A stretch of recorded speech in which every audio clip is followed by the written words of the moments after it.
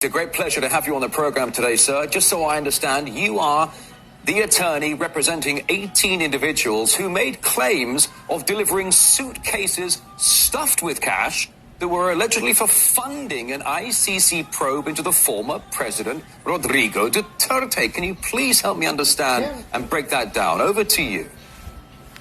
Yes, these 18 former military officers were employed by former Congressman Saldico, who was the former chairman of the House Committee on Appropriations. And they were involved in the delivery of cash on several occasions to Mr. Trillanes, who was in charge with liaisoning with the ICC investigators here in the Philippines. So they know that large amount of money was delivered to Mr. Trillanes to support his collaboration with the ICC investigators here in the Philippines. So this sounds like good old-fashioned bribery, if I'm not mistaken. So if I understand this ICC, or this official working for the ICC probe, was accepting suitcases of cash to further his probe into his how he wanted it to work out. Help me understand this. No, to be fair, the 18 former soldiers did not see Mr. Trillanes actually handing money to the ICC investigators, but they know that large amounts of money were delivered to Mr. Trillanes, being the liaison of the political opponents of former President Duterte here. And then they also saw, being the security detail to the ICC investigators, that they only interviewed witnesses that were brought to them by Mr. Trillanes, and therefore it is a fair conclusion that there was no bona fide investigation that was conducted here. All their expenses, hotel accommodations, travel expenses, including the use of private vehicles owned by politicians who are publicly known as opponents of Mr. Duterte, were used by the ICC investigators. And we know that being investigators, they should not only be impartial, but should also appear to be impartial. Yeah. But that did not happen here in the Philippines. All right, so if I'm getting this correct, that some of this money is coming from former political opponents of Rodrigo Duterte. They want to make sure the ICC probe hammers down on Duterte and essentially gets him out of the political picture. But after these accusations came to light, Mr. Baligod, the ICC made a statement saying it operates independently and that it is exclusively funded through the court's approved budget. What is your response to that, please? Yes, that is the correct policy, that they should be independent. But that did not happen here in the Philippines. Yeah. They were wined and dined here.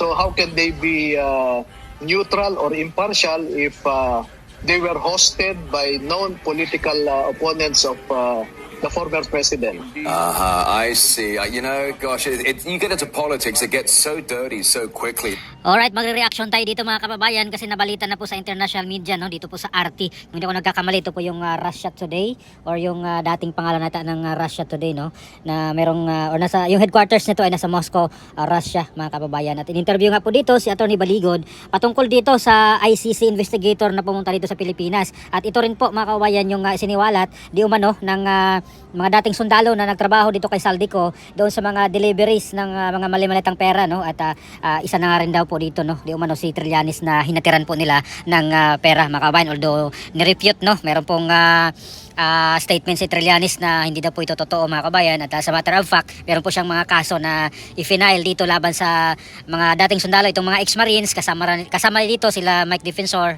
at si Attorney Baligod, no, na kinasuhan nila ng perjury at libel yata yun, mga kababayan, kung hindi ako nagkakamali, no. At ito ngayon yung tinatanong dito ng RT, no, na international media from Russia, kung hindi ako nagkakamali, patungkol nga doon sa ICC investigator, no. At talagang tahasang sinabi ni Attorney Baligod yung nangyari dito, yung mga deliveries at itong mga sasakyan na ginagamit ng ICC investigator na mga sasakyan nila Saldico, kung ano po yung nasa affidavit, no, ng mga dating sundalo, kasi ito yung mga ex-marines, mga kabayan, no? Although yung may pakiusap dito sila Attorney Baligod na wag na daw gamitin yung term na ex-marines, no, yung 18 ex-marines, sabihin na lang daw na mga dating sundalo, na ito nga po yung mga dating tauhan ni Saldico, kasi sinasabi kasi nila na hindi naman po 18 yung Marines talaga, no, 16 lamang po, para hindi po malito yung mga taong bayan. So balik tayo dito sa balita dito sa Russia, mga kabayan, nakakahiya at nakarating na po doon yung nangyari dito, no, itong mga deliveries na mga mali-malitang pera, no, dito sa mga politiko at sa iba pang mga individual. At dito, mga kabayan, although yung pakay lang naman dito ng RT, no, itong sa issue ng investigators ng ICC, no, na kung saan sinabi dito ni Attorney Baligod talaga na itong mga dating sundalo ay nagiging escort ng mga ICC investigator, at yung yung accommodation ay at hosted ng very known, no, or well-known political opponents ni Pangulong Duterte, at ito nga po sila Saldico, mga kababayan, no? Although meron pong statement daw yung ICC na independent daw po sila, at yung pera na ginastos nila dito sa pag-imbestiga dito sa Pilipinas ay galing sa kailang korte, no, or galing sa ICC court doon sa approved budget nila, mga kababayan. At nakakahiya dahil talagang taas ang sinagot ni Attorney Baligod na yun naman talaga ang dapat, no, naging independent sila at sarili lang gastos, at sa kasawayang palad ay hindi naman po nangyari yan dito sa Pilipinas, bagkus dito pa po sila nanirahan at nagstay, no, dito sa bahay or sa hotel ni Saldico na kilalang kalaban sa politika nila Pangulong Duterte, mga kababayan. Kaya malaman na po ng mga taga-Russia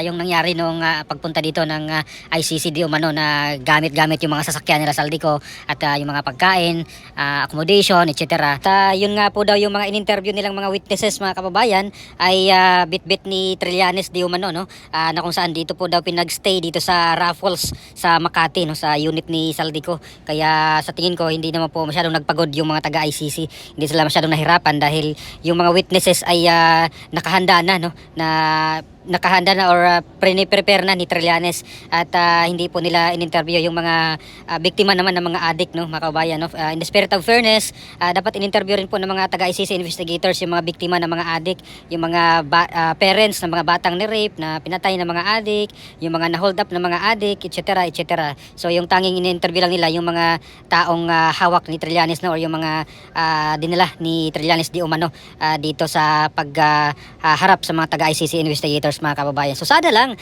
ay maging patas po sila. In-interview rin po nila dito yung mga taong pabor naman dito, no, sa war on drugs, kasi majority naman talaga ng mga Pilipino ay pabor dito sa war on drugs ng dating Pangulong Duterte, kasi ito lang po yung paraan para at least ma-minimize, no, hindi naman po totally na tanggal lahat or nawala lahat, no, yung mga addictos dito at mga gumagawa ng krimen, for at least na minimize talaga, mga kababayan. At nakikita naman po ng taong bayan niya, no, kahit saan ka mag-interview, no, na safe ba noon or kumpara ngayon, ay sinasabi nila na feel nila safe sila noong panahon ng Duterte administration, kumpara ngayon na talamak na naman ang mga nangyayaring hold-upan, mga addict gumagala na naman, naglipanan na naman yung mga addictos, mga ganyan. So sana lang ay in-interview rin po nila, no, para marinig yung mga panig naman sa mga pabor sa war on drugs, no. Hindi lang puro yung mga anti-AJK, no, anti-war on drugs, kasi alam naman po natin, mga kababayan, no, na politika naman talaga yung dahilan sa kanilang pagbitbit kay Pangulong Duterte doon sa Dahig, Netherlands, no, at hindi naman po yan ipagkaila talaga na politika ang dahilan, at marami silang nilabag na mga karapatan na hindi na nila pinadaan sa korte dito, no, or any local courts man lang. Diniretso talaga nilang pasakayin si dating Pangulong Duterte doon sa aeroplano, sa private jet na binayaran di umano ng Office of the President.